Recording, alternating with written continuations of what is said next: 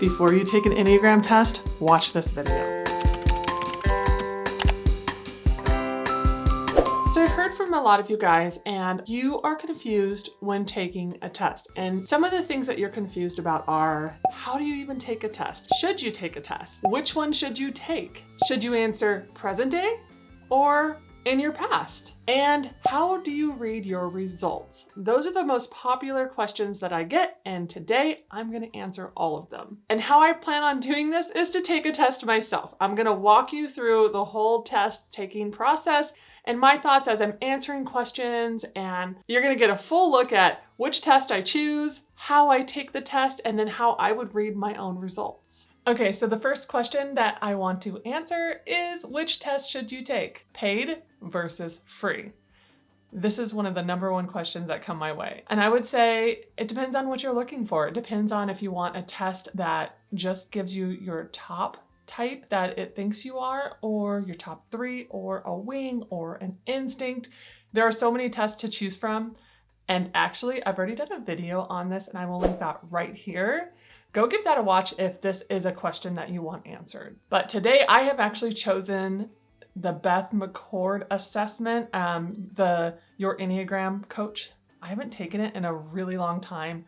I think it's gonna give us a wing. I'm not for sure. I also think that it's gonna require me to sign up or give an email for their newsletter at the end, but I just can't remember. So we'll cross that bridge when we get to it and see, does it require an email? And so this moves right into, what are my thoughts on Enneagram tests in general? And I would say tests really are only as accurate as your self-awareness. And so if you have a lot of self-awareness, you're more than likely gonna get what your actual type is, at least in your top three. But if you don't have a lot of self-awareness, I know at the beginning, I don't think I really did. As an Enneagram Type 9, it's hard to really know yourself, and so I struggled a bit. And so that's why I say it's going to depend on your level of self-awareness. And then also, tests are only like 60 to 70% accurate anyways. And that is one of the reasons. To me, tests are great at eliminating types. 5 or 6 types usually get eliminated, right? Especially, it's going to depend on which test you're taking. But say you take the Enneagram Institute's test, well, that one's going to give you a percentage of all 9 types of what you answered. And so you're going to be able to eliminate, the ones that say like probably 70% or lower, those more than likely aren't your type. And it'll give you like, I think for me, it was like 90% type 9, maybe 80% type 2, and then I think a type 7. I don't remember, maybe type 6, but those were my top 3, right? And so what that did for me is eliminate type 1, type 3, type 4, type 5, type 8, at least those 5 were eliminated, which is interesting because type 8 was eliminated. And I think it actually might have been one of my last ones, but I have an 8 wing, which leads me right into today's tip, which is if you look at your test results and it gives you, the first, second, and third results, right? That does not mean the first one is your type and then the second and third are your wings. I hear that all the time. I hear people say, I tested as a 4, 6, and 1. And so I'm a 4 with a 6 and a 1 wing. And I'm like, wait, whoa. It absolutely does not work that way. All those top 3s are trying to do is tell you which one of those is your actual core type. None of it has to do with your wing at all. From there, once you figure out that core type, then we will go into the process of figuring out your wing, which again has nothing to do with your top 2. Usually. And so moving on to that question of how should I answer a test? Present day or in the past? And I'm going to say definitely do not answer it present day. And the reason behind that is more than likely you're a little healthier than maybe you were in your past. You have a little more tools in your belt. You've been growing, not always, but if you have been, you might answer the test in a really healthy way and therefore getting your health arrow. And so if I answered how I am today, not over my whole life, I actually might get a type 3 because as a 9, I travel towards a 3 in health. And so I'm going to answer some of those questions in present day. But my advice is answer them as like your whole life as a whole, especially in your 20s and maybe even your teens, depending on your age. Go back in time and just really ask yourself some hard questions of like, how did how did I present myself back then, and what was my why, and just dig deep into, your life as a whole, not necessarily present day, because you more than likely won't get your actual type if you answer that way. In the end, we're trying to answer, what's your why? What motivates you? What causes you to do the things that you do? And a lot of times going backwards is going to help more with that. So let's go ahead and take the test. All right, so I am on the Enneagram Type Assessment front page. I went to assessment.yourenneagramcoach.com right up here. I'm going to just push start, and I'm going to start answering the questions. And so the first one is, investigating, gathering, studying, and mastering information is not just a fun passion, but provides me a sense of control and safety. It helps me to feel adequate, knowledgeable, and capable. It's interesting because they have a disagree and agree. And I would say I agree, but not fully agree. I definitely don't have to, fully investigate and study and master everything. So moving on, I respond to whatever life throws at me with confidence, intensity, passion, and a tough exterior. I would say kind of disagree. I wonder if that's how this is going to go. It's hard for me to make a total like, I agree or I disagree, but we'll see if this gets my right result. So moving on, I'm quick to give up on my desires, needs, and preferences for the sake of others and to support their dreams and passions. I would say overall, my life, yes, I've done that. As a, where I'm at today, not as much, but I'm going to go ahead and agree, because when I think about my entire life, I definitely did that a lot. And one quick note, I'm not going to read all of these. You're not going to see this entire test. Otherwise, this video would be way too long. I will probably only show a few of the questions, but not all of them. And so just the ones that would help you. So no matter where I am, errors and mistakes leap out at me, assault me, and berate me until they're fixed. A little bit, but not crazy. So I'm just going to kind of disagree. I feel secure and safe when there's order, consistency, and rules to follow. This one's hard for me because I do feel safe and secure when there's order, but I don't necessarily need there to be consistency and rules to follow, so I'm going to say disagree. I am the master at reframing a negative experience and seeing it in a positive light. I would actually definitely agree on that one. There's 12 pages here, guys. I did not realize that. So, like I said, you're not going to see all of these. I typically do not assert my own opinions or feelings because I fear they will create disharmony between other people and myself.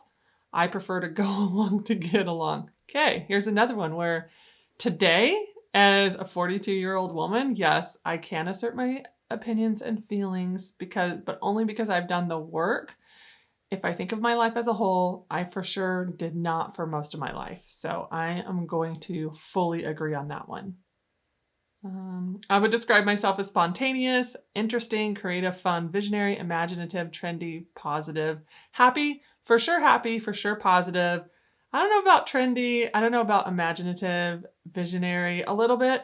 Fun, I would say I'm fun, but maybe not as fun as they're saying. Spontaneous, I can be, but not in my everyday. So I am going to go neutral here. Suffering from analysis paralysis, I tend to distrust my own thoughts, which leads me to seek advice from others before making a decision. So here's one where if I'm not in a good space, if I'm not in a healthy space, this can happen. But overall, if I think about my life, this hasn't been something that I always do. So I'll kind of disagree. Here's one. It is hard for me to acknowledge and express my own needs and feelings because I'm afraid of appearing selfish and then being rejected or disposed of by others. Today, not as much, but yes, overall in my life, I definitely dealt with this. So I will kind of agree. I'm 58% done. I'm about 10 minutes in, I think, at this point. When people ask me where I want to go to dinner, I don't care. Where do you want to go? 100% agree. That happens every time. We've moved on to different types of questions. Which of these best describes you?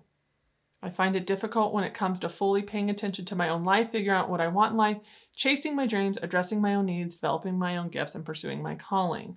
Or I desire to express my feelings to others, to be needed and wanted, and to receive appreciation for the support and thoughtfulness I provide for them. 100% the first one. I would say as all, when I think about my whole life, that one definitely stands out more.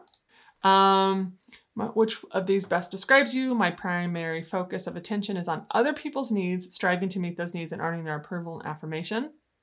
People around me often get frustrated by my passivity, emotional unavailability, complacency, and passive-aggressive responses, but I'll do anything to avoid disharmony in my relationships. Whoa, this one's hard. I would say the first one. Which of these best describes you? I have an uncanny ability to sense the feelings and needs of others and will often give unsolicited help or advice. I have been known to do that. I often feel that my presence, opinions, priorities, desires, and life do not matter much to others and the world, and that I should not assert or promote myself. Clearly, I already clicked it because overall, that one would be the most true. Oh, we're done. One more. Which of these best describes you? My primary focus of attention is knowing other people's agenda, so I know how to make them happy to keep the peace. Or I'm constantly trying to help, support, and give of myself, since my heart is constantly craving the approval, validation, and love of others. I would say the first one. Let's see the results. Oh, yep. Get your free Enneagram Type report. So we'll go there. We'll go there. I am married. I'm not for sure. That must have to do with like their marriage Enneagram stuff. I do not have children under 18 anymore. Submit. And I'm going to go ahead and print these results and we're going to go over them together. All right, so I have printed out my results. They're right here. And my top result was an Enneagram Type 9, which is what I am. And what I like about this test is it does give you what drives a 9 to think and feel and behave the way they do, their core fear of being in conflict, their core desire having inner stability and peace of mind, and it talks about your core weakness and your core longing. And so whatever type you get, it's going to give you those 4 cores because that is how we decide which type you are. This is not based on behaviors. It's based on the core. What is your core desire? What is your core weakness? What is your core longing and your core fear? Because this is what drives your why. That is what the Enneagram is trying to figure out. What is your why? So a lot of my decisions are based around having inner stability and peace of mind. That drives a lot of my whys. It'll also tell you your key motivations, your key objectives, and then an overview of type 9s at their best and at their worst. And then what I like about this one is it tells you your top 2 results, but then it gives you a percentage of all of them. I'll go ahead and put that right here on the screen. And what I like about this test is it gives you your Enneagram type probability, right? Your top 2 types. Most tests do give you a top 3, but this one gives you a top 2. So for me, it was that type 9. And then my second one was the type 2. For me, it's no surprise, but my third one was very surprising to me. I've never gotten this one on my top 3, which is the type 5. As a peacemaker, we're both in this withdrawn stance together, the 4, 5, and 9. So we do share similarities. So it's not a huge surprise, but I've never gotten a type 5 in my top 3. So I thought that was interesting. And then my number 4 was a type 7. And it goes 7, 6, 3, 8, 1, 4. So what this shows you is you do have a little of all 9 types in you.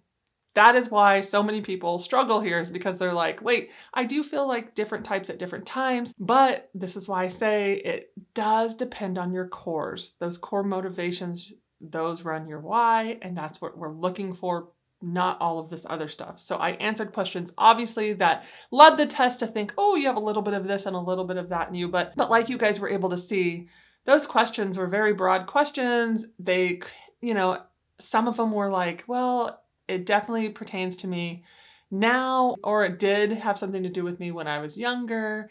And so that's why taking a test can be hard, and so if you do want to take a test in order to figure out your type, this is a great starting place. I would definitely recommend, if you can, hiring an Enneagram coach. You guys know I'm an Enneagram coach and I do typing sessions. I also do coaching sessions. And so you could definitely hire me for those things, but not everybody can do that. And so that's where these tests are really good, and they come in handy if you don't have the ability to hire a coach and have somebody fully walk you through it and fully go over questions from your childhood and dig deep in your process. And so that's definitely a good part to taking these tests, and this one being free. And so it definitely could point you in the right direction. And if you do take this test and you get those top 2, well, then go watch some of my videos based around those 2 types. And so you can learn a bit more about them to try and figure out your type. So the only disappointing part about this test was there was no wing. I thought for sure this one gave you a wing. It does not, which is fine. I've actually never gotten the wing correct on the tests I've taken. I'm always typing as a type 9 wing 1. And I get it. There's definitely some things about the 1 that I have, but for my life overall right now where I'm at, I definitely lean more on a type 8 right now, but I did lean more on the 1 early on in my life. So that's another thing to think about, when you're trying to figure out those wings. But for me, my wings, like I said, 8 and 1 were towards the bottom. And that's why tests, when they give you all of those percentages, don't think that your wings are up there with your type. Sometimes that happens. Don't get me wrong, especially if you're a 4, 4s and 5s, they could be close together. But for the most part, it doesn't happen. I hope this helped you today, guys. I hope just seeing my process of walking through taking a test helped you understand how to take a test, why to take a test, and all those different things about taking a test. And so that was the thought process behind this video. I wanted you to see somebody take a test, what their process was, how to read results, and especially somebody, and I guess not just somebody who, is a certified Enneagram coach. And that's what I wanted to do. I wanted to help you guys with this process. And like I said, if you want to know more about different tests that are out there and my thoughts on those, go watch that video that I referenced. It's linked in that description box for you guys. And then if you want any other information about your type, I have so many different videos out there. There's lots of things out there for you to go and watch to learn more about yourself, because you guys know I think the Enneagram is a great tool to help us understand ourselves better, love ourselves, have grace for ourselves, and then give all of that away to other people. So thanks so much for watching today, guys. Until next time, bye guys.